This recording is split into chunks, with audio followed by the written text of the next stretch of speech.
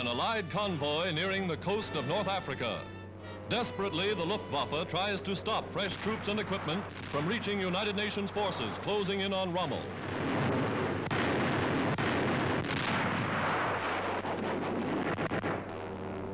But the convoy comes through, and more like them, bringing food, ammunition, supplies, troops from England and the United States in a never-ending stream.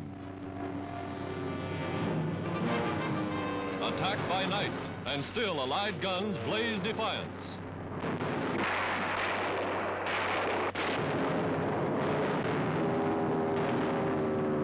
The wounded come ashore as the Nazi Air Force makes its last attempt to dive-bomb ships waiting to unload.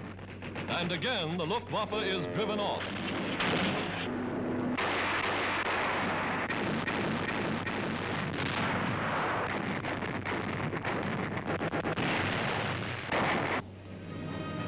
On the Tunisian front, British engineers render harmless landmines left to cover the German retreat.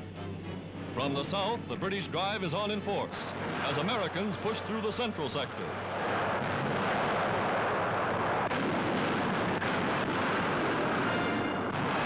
The wreckage of a shattered army lies strewn across the desert.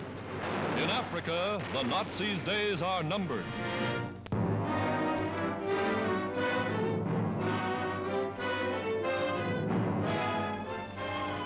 United States Army Medical Unit gives a realistic demonstration of the latest forward step in war surgery. Under old methods, much time was lost as doctors probed to find the exact location of a bullet or piece of shrapnel. Now, right to the front line comes portable X-ray equipment, which is set up and ready to function in 8 minutes.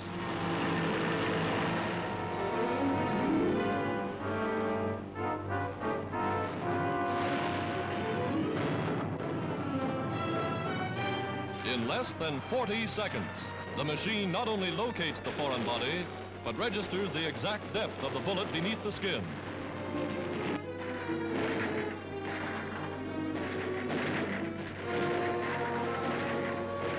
Pictures that save lives. Already the new unit has been sighted for service at the front.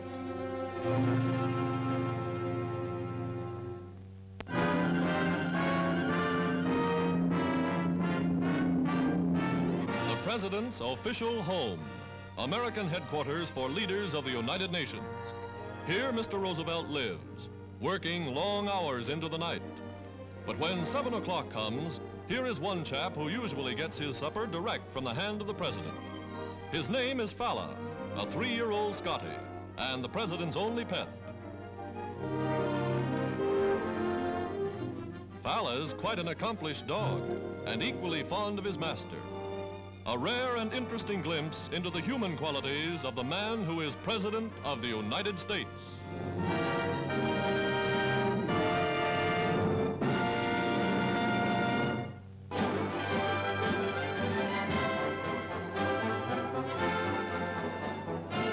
America launches a nationwide campaign to raise funds for the Red Cross. Mrs. Roosevelt and Crown Princess Martha of Norway are among the notables appearing at the New York Madison Square Garden to aid the cause.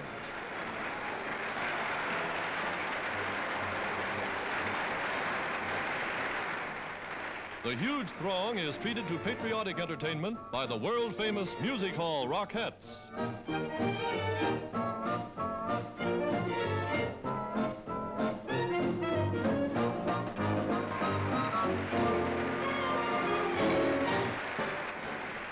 Dramatizing its appeal for funds, the Red Cross stages an impressive pageant as every American contributes freely to these international angels of mercy.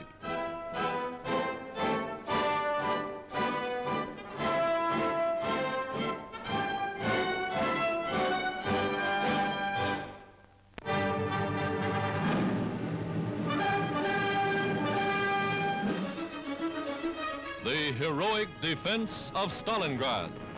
The Soviet army turning the Nazi 6-month assault into the most ghastly military disaster in German history.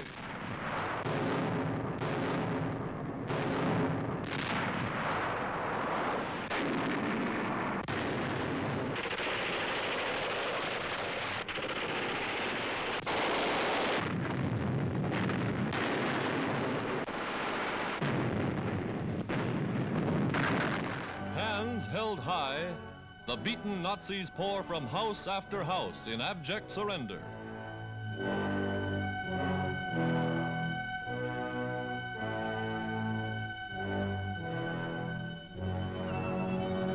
Hitler's generals give up too, 24, including a field marshal. Here is Lieutenant General von Daniel, commander of the veteran 376th Division.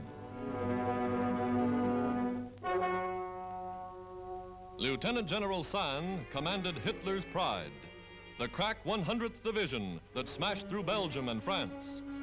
Berlin says that German generals never surrender. Germany's Romanian allies. Brigadier General Dimitriu, commander of the 20th Romanian Infantry, suffers the same fate as that of his German colleagues. 5 more Axis generals who failed at the Stalingrad Hitler vowed he'd take. Lieutenant General Schlemmer, whose 14th Tank Corps helped conquer Holland. Lieutenant General von Drever, whose 297th Infantry invaded Greece. Lieutenant General Rinaldi, medical chief of the 6th German Army. Biggest catch of all, Field Marshal Frederick von Paulus, commander-in-chief of all Axis armies at Stalingrad. Taken to headquarters of General Shumilov for questioning, von Paulus has much to answer for. He is the man who ordered the extermination of every civilian in Stalingrad.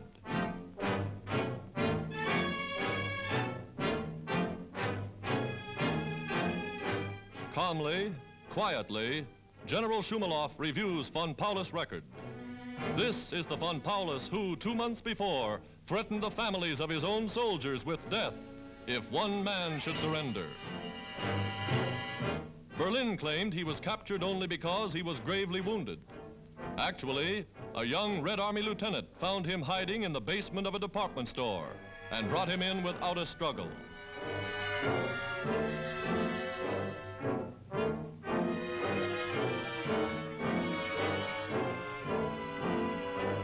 These also gave up. Cold, starved, emaciated, defeated.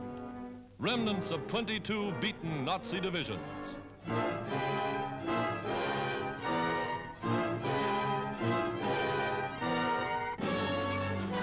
Now they plod toward a Russian prison.